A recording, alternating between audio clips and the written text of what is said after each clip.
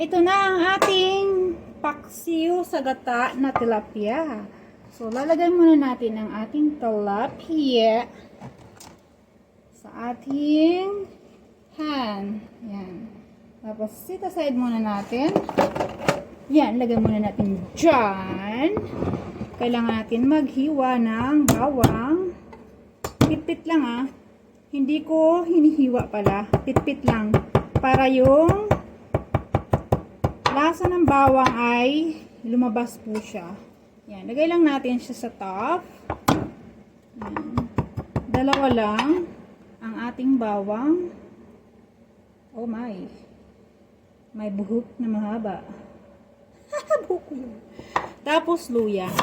So, dadamihan natin ng luya kasi medyo malansa ang tilapia pag hindi nahugas ng maayos. Pero mahugas na siya. Nahugas na siya ng maayos. So, ayan. Lagay natin. Yan. Hindi lang basta hinihiwa ah. Hiwain. Tapos, pit-pit. Para lumabas ang lasa. Ganyan. Damihan nyo para hindi sibuyas.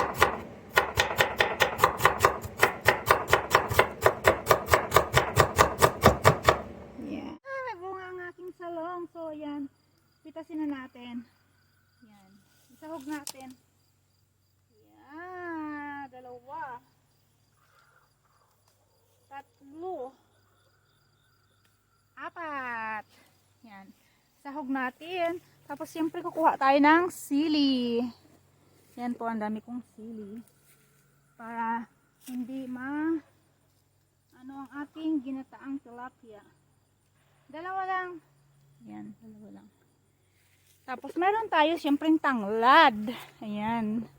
Meron akong tanglad, guys. Ayan. Kuha tayo ng isa lang. Tanglad. Tanglad at talong at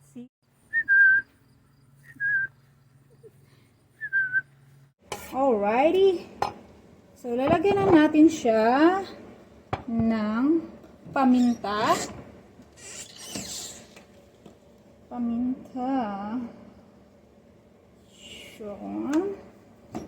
Tsaka suka. Suka ano lang ha, tansya nyo lang.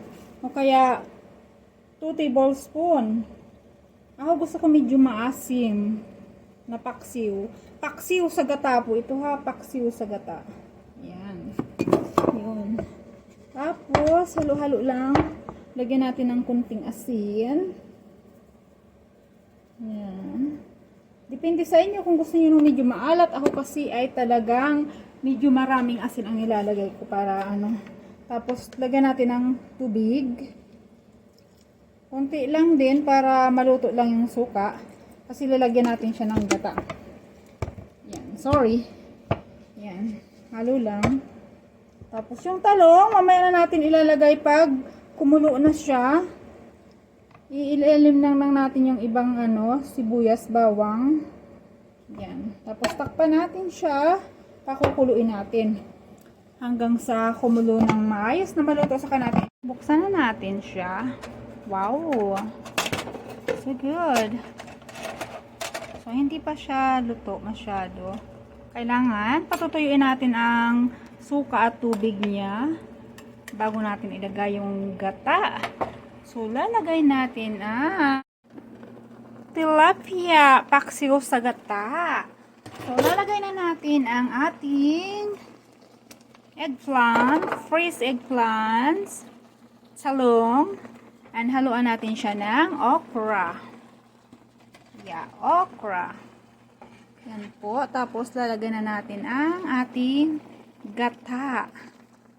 Yan. Hintayin natin siya na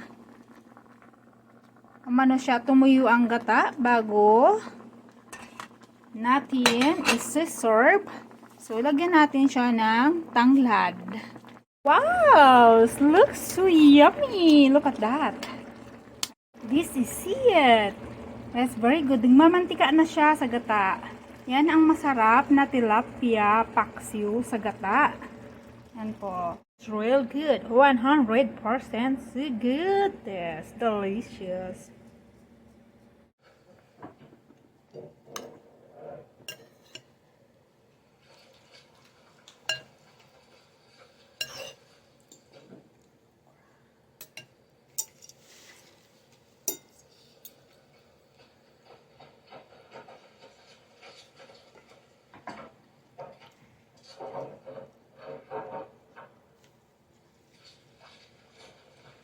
Milk's not going to go with it.